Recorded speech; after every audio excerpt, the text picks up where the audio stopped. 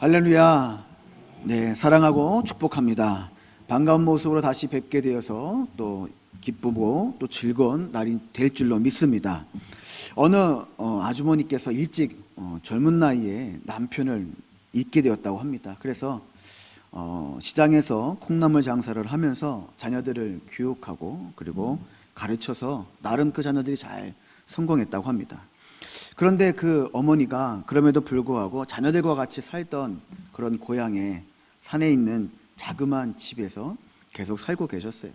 그러니까 자녀된 도리도 이 자녀들이 도저히 어머니를 그곳에 계속 홀로 지내게 할 수가 없어서 어머니를 찾아가서 이제 졸랐다고 합니다. 엄마, 이제 아파트 하나 사드릴 테니까 거기 가서 사세요. 만약 아파트가 싫으시면 집 근처에 있는 조그만 주택이라도 저희가 마련할 테니까 글로 좀 가서 사시죠 라고 이렇게 부탁을 했어요. 그 얘기를 듣고 어머니가 아니다. 그리고 이제 자녀들을 돌려보냈는데 시간이 지나다 보니까 계속 그렇게 만류할 일만은 아닌 거예요. 그러니까 어느 날 자녀들을 집으로 다시 불러서 이제 어머니가 말씀을 하셨어요. 얘들아, 너희들이 그렇게 정 원한다면 그래, 아파트는 좀 내가 가서 살기가 좀 그러니 집 한 채만 줘다오, 이렇게 부탁을 하는 거예요. 그 자녀들이 눈이 동그래져서 아니 그동안 집을 해드린다도 싫다고 하던 양반이 이제 집을 줘달라고 하니까 잘됐다. 그래서 엄마, 그러면 집을 어떻게 줘드릴까요? 이렇게 물어본 거예요. 그러니까 이 어머니가 하는 말이 나는 원하는 집이 있는데 내 집 바닥은 다 유리로 깔아주고 기둥도 몇 개 세워서 그 기둥에 금도 발라주고 그리고 그 기둥 밑에다가 보석 좀 박아주는데 똑같지 않은 보석으로 각기 다른 모양으로 각기 다른 색으로 그 기둥 밑에 보석을 다 박아줘야 된다. 그리고 그 집에 문은 12개를 내다오, 이렇게 한 거예요. 그러니까 자녀들이 깜짝 놀라서 엄마, 무슨 소리를 그렇게 심하게 하세요? 농담도 따로가 있지. 그런 집을 어떻게 줘요? 만들어요? 그렇게 말을 한 거예요. 그러니까 이 어머니가 야, 그렇게 못 질 거면 줘주지 마. 나는 그런 집을 이미 하나님 나라에 가지고 있단다. 이렇게 자녀한테 얘기를 했다고 합니다. 우리는 이 땅을 살아가는 순례자입니다. 이 땅에서 우리가 주인처럼 행세라고 하나님이 우리에게 이 땅을 허락해 주시지 않았다는 거죠. 순례자의 특징이 있는데 순례자는 한 곳에 멈춰 있는 사람이 아니에요. 왜냐하면 잠시 머물렀던 곳에 마음을 빼앗기면 순례의 길을 갈 수 없기 때문이죠. 그리고 순례자의 길의 특징이 뭐냐? 가야 할 곳이 있고 또 가서 쉴 곳이 있다는 거예요. 바로 저와 여러분은 하나님 나라고 하는 영원한 집을 이미 준비해 놓았습니다. 그러기에 우리가 소박한 삶을 살면서도 행복을 누리고 고통과 질병 가운데 있으면서도 기쁨을 얻고 또 힘든 어려운 문제를 만나고 시련을 만나도 삶의 보람을 얻을 수 있는 이유는 바로 하나님 나라, 우리 눈에 보이지 않지만 영원한 곳에 있는 우리의 안식처가 있기 때문인 줄로 믿습니다. 그렇기 때문에 순례자는 보이지 않는 하나님 나라를 바라보지 않고 걸어간다고 하면 마치 눈이 보이지 않는 시각장애인의 삶과 똑같을 수밖에 없다고 하는 거예요. 소리에 민감해지고 손에 닿는 그 물건들에 민감해져서 내가 소유할 수 있는 것, 내가 잡을 수 있는 것에 관심 갖고 살아갈 수밖에 없다고 하는 것입니다. 우리 주님께서 하나님 나라를 보여주시려고 이 땅에 오셨습니다. 그리고 영적으로 눈이 감겨져 있는 자들의 눈을 띄워주셨어요. 눈이 뜨고 난 이후의 삶은 당연히 달라야 될 것입니다. 바로 눈에 보이지 않는 것에 마음을 빼앗기거나 현란한 것에 마음을 두지 않고 살아가야 되는 줄로 믿습니다. 우리는 본향을 향해 가는 길에 떠나는 순례자라는 사실을 잊지 말아야 할 것입니다. 특별히 오늘은 예수님께서 나귀 새끼를 타고 평화의 왕으로 예루살렘에 입성한 것을 기념하는 종려주일입니다. 마지막 순례길을 걸어가시는 주님을 우리가 오늘 말씀 가운데 만나게 됩니다.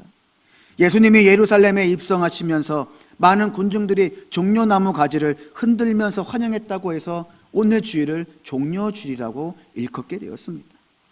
지금도 이 땅에 많은 교회들이 아직도 종려나무를 가져다 주일 아침에 흔들면서 종려주일을 맞곤 합니다. 또한 종려나무가 없는 지역에서는, 나라에서는 그와 비슷하게 생긴 나무가지를 꺾어다가 주일 아침 교회로 돌아오는 성도들을 위해 흔들어 주곤 합니다. 왜?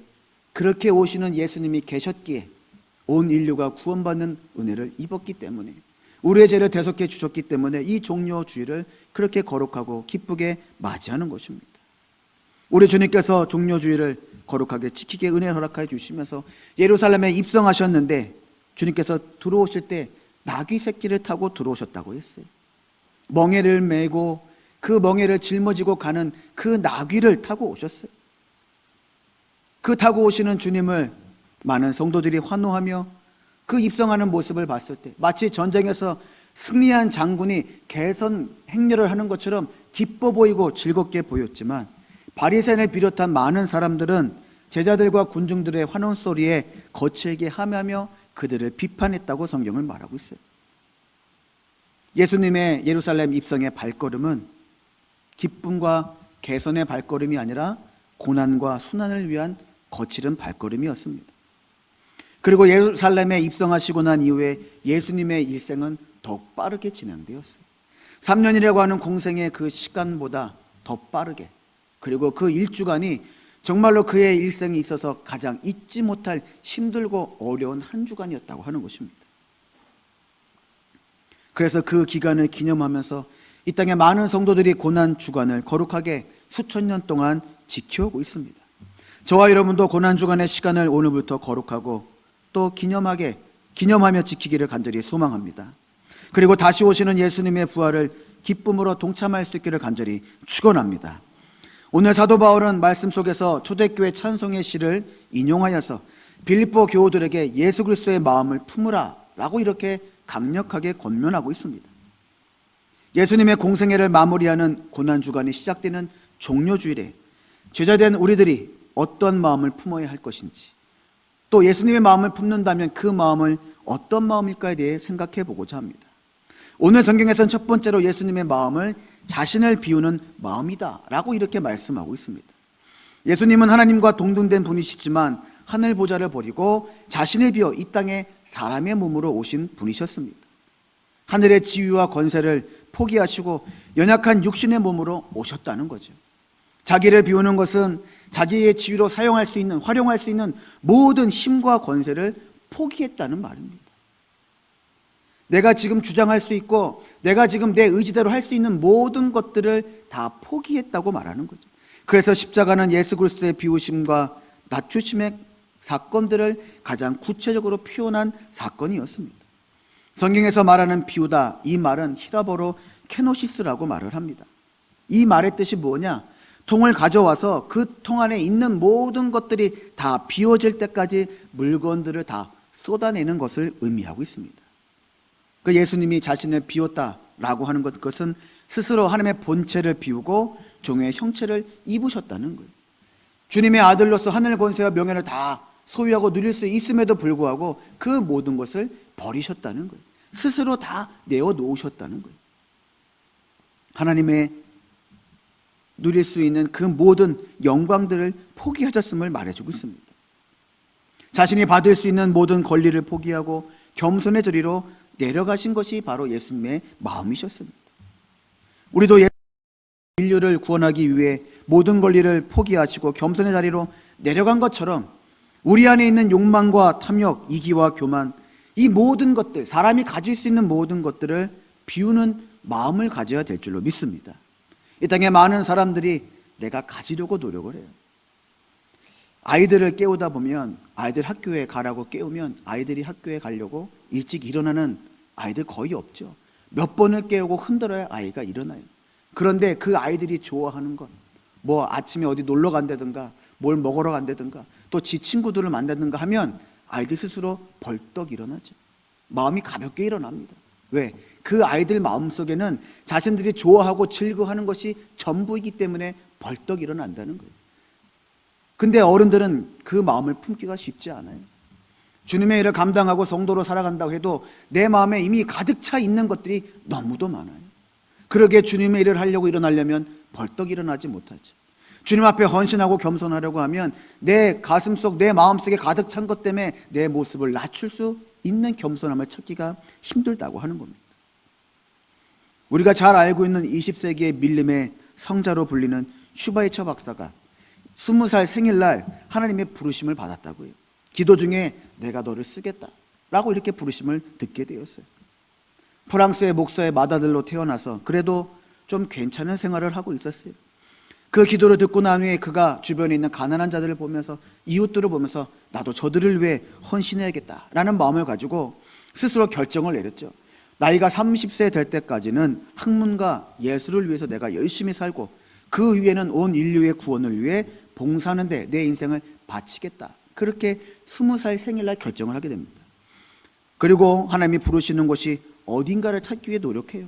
그래서 다방면에 뛰어냈던 슈바이처가 열심히 노력해서 먼저 목사가 되고, 그리고 더 열심히 노력해서 교수가 되고, 그리고 훌륭한 연주자가 됩니다. 그리고 자신의 20세 청년 시절에 결심했던 그 하나님대로 하나님 뜻에 따라 살기로 결정을 하고 하나님이 어디로 부르시는가를 찾다가 1904년 파리에서 열린 선교사 협의회에 수록된 아프리카 콩고의 이야기를 듣고선, 비참한 상황을 보고선 하나님이 나를 저곳에 쓰시려고 지금까지 훈련시키셨구나 라고 이렇게 생각을 하고 의대에 진학을 해요. 의대에 진학해서 7년 동안 공부하고 의학 박사를 받습니다. 근데 의학 공부를 할 때 이미 그는 훌륭한 대학의 교수였어요. 안정적으로 신앙생활을 할 수 있었고, 교수를 하면서도 세상에 나가 사람을 섬기고 선교할 수 있었음에도 불구하고 자신이 가지고 있는 지위와 권력을 다 던져버리고 의학 공부를 했습니다. 그리고 1913년에 38세에 간호사 교육을 다 받은 아내와 함께 슈바이처가 아프리카 가봉에 있는 람방 레베네로 떠나게 됩니다. 그리고 그곳에서 50년 동안 의료 선교를 하면서 90세 생일을 마칠 때까지 떠나지 않고 원주민을 돌보는 일에 헌신했다고 합니다. 예수님의 마음을 품은 슈바이처 박사, 그는 프랑스에서 상류층으로 살 수 있었습니다. 그럼에도 불구하고 자기의 모든 것을 비우고 아프리카 가봉에서 의료 선교를 하게 됐죠. 50년 동안 원주민을 잘 돌보고 최선을 다해 헌신했다고 해서 그가 죽고 난 이후에 1952년에 인류의 형제애를 위해 노력한 공로로 명예로운 노벨 평화상까지 받게 되었습니다. 여러분, 하나님은 교만한 자를 버리시고 물리치시고 겸손한 자에게 은혜를 베푸시는 줄로 믿습니다. 내 자신을 비워간다고 하는 그것은 내가 가지고 있는 모든 것들을 초월해서 얻는 능력을 말하고 있습니다. 내가 가지고 있는 교만, 이기, 내가 가지고 있는 욕심과 욕망을 벗어버리고 그것을 벗어버리는 능력을 통해 영적인 사람이 되어가도록 만드시는 것, 그게 바로 내 자신을 비우는 삶이라고 하는 것입니다. 저와 여러분도 하나님께서 내 자신을 비워 나를 위한 이기와 교만과 그리고 자만을 초월해가는 능력을 가진 영적인 사람들이 되기를 소원하시는 줄로 믿습니다. 이번 주간 고난주간을 통해 내 자신을 비우고 겸손하게 주님을 섬기며 나아갈 수 있는 복된 한 주간이 되기를 간절히 축원합니다. 두 번째로 예수님의 마음은 사랑으로 종노릇하는 섬김의 모습이었습니다. 제자들은 십자가의 고난을 앞두고 계시는 예수님의 마음을 헤아리지 못했어요. 그래서 그 자리에서 누가 더 크냐로 다투는 모습을 가지고 있었습니다. 예수님께서 그들에게 마가복음 10장에서 이렇게 말씀하십니다. 너희 중에 누구든지 크고자 하는 자는 너희를 섬기는 자가 되어야 할 것이고 너희 중에 누구든지 으뜸이 되고자 하는 자는 모든 사람의 종이 되어야 하리라. 인자가 온 것은 섬김을 받으려 함이 아니라 도리어 섬기려 하고 자기 목숨을 많은 사람의 대속물로 주려 함이라. 이렇게 말씀하고 있습니다. 주님의 곁에 있는 자가 누가 더 큰가? 네가 더 크냐 내가 더 크냐를 따지고 있는 그 제자들에게 주님께서 이렇게 말씀해 주셨어요. 그리고 예수님은 서열 다툼을 벌이는 제자들에게 섬김의 본을 보여주셨습니다.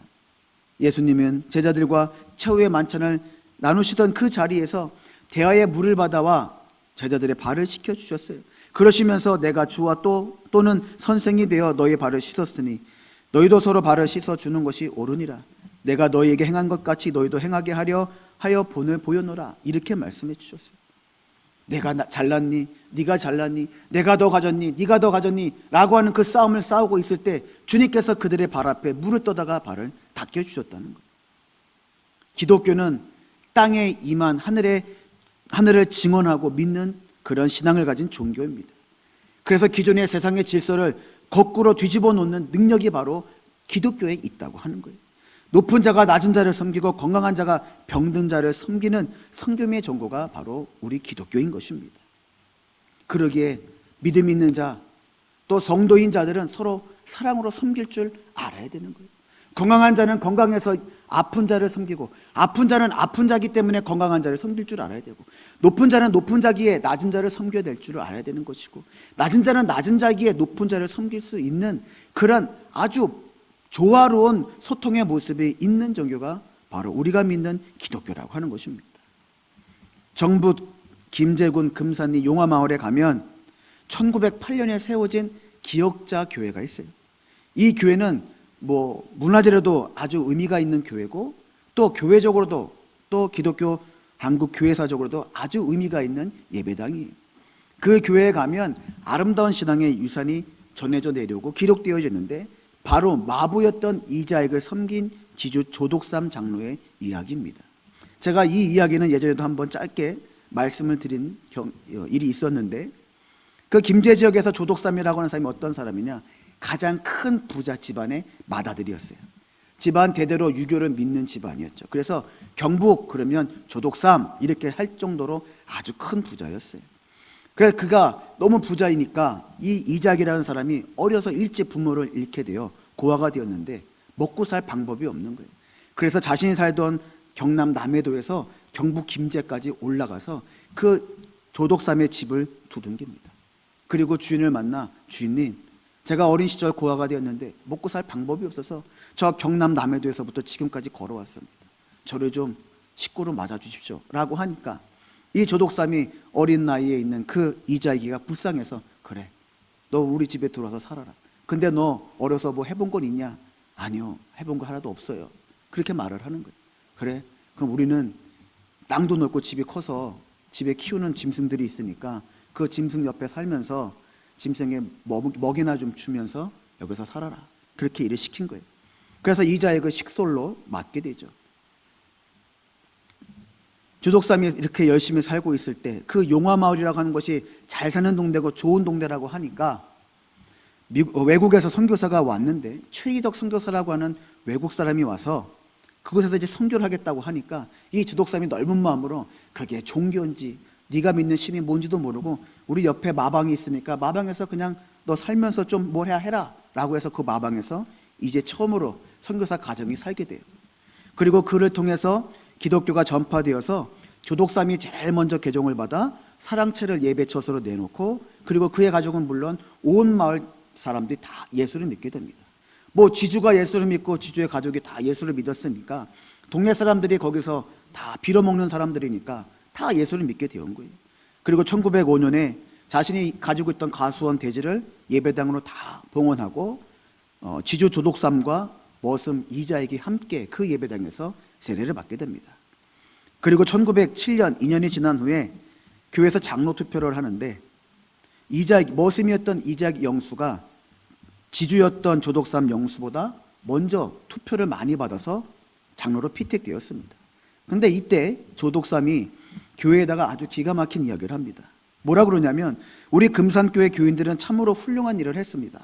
저희 집에서 일하고 있는 이자익 영수는 저보다 신앙의 열의가 대단합니다 라고 하면서 그의 장로 피택을 축하하며 박수를 쳤다는 거예요.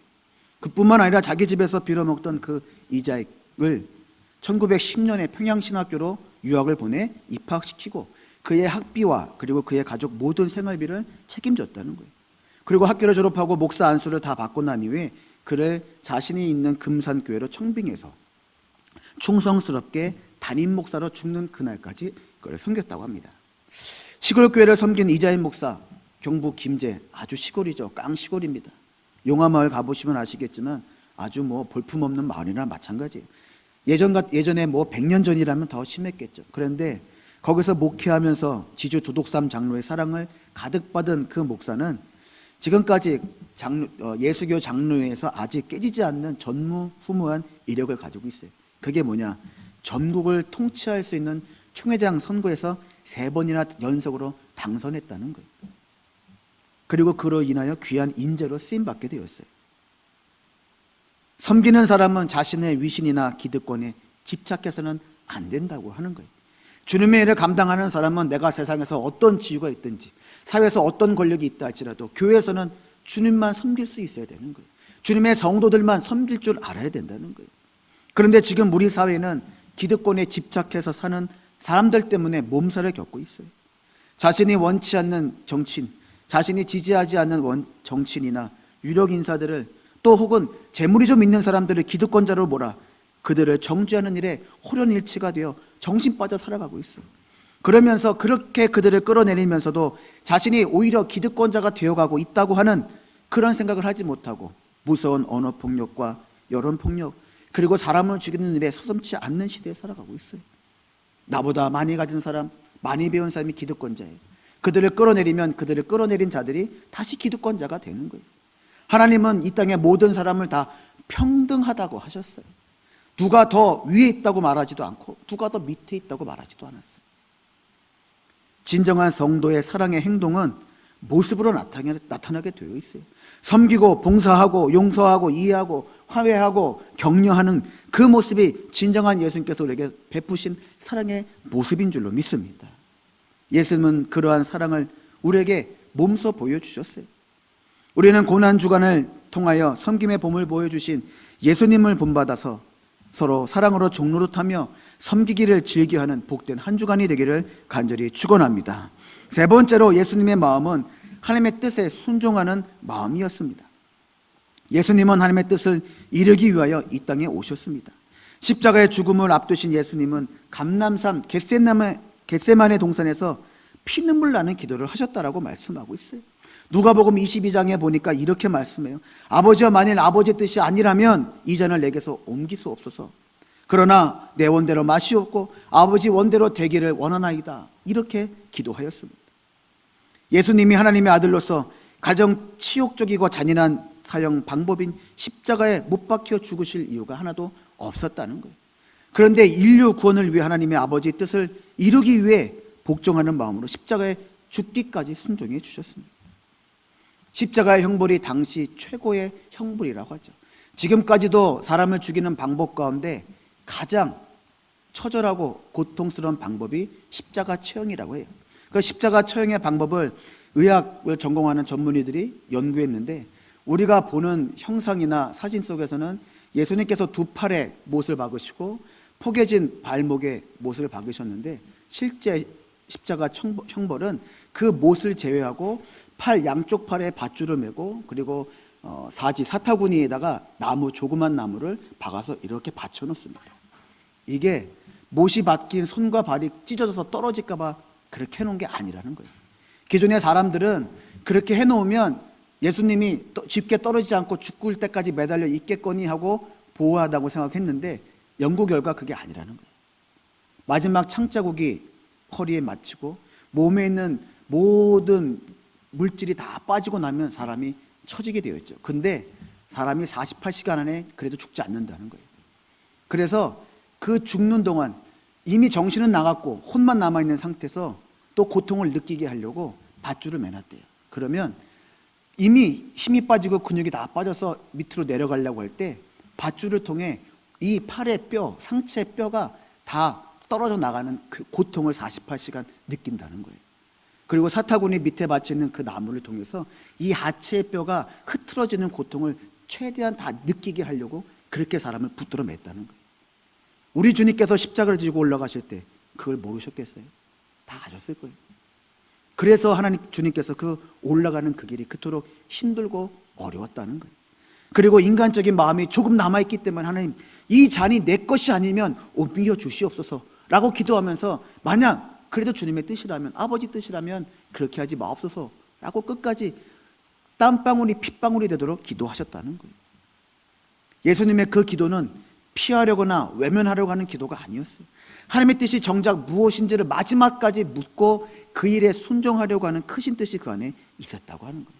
그러니까 결국 예수님은 하나님 아버지의 거룩하신 뜻을 이루기 위해 자신의 생각과 뜻을 버리고 순종하시면서 십자가에 달려 죽으셨습니다. 하나님 아버지의 거룩한 뜻이 무엇이냐? 자유와 정의와 평화와 사랑의 축복을 마음껏 누리는 모든 인류가 건강하게 잘 살기를 원하시는 크신 뜻이 그 안에 있었던 것이었어요.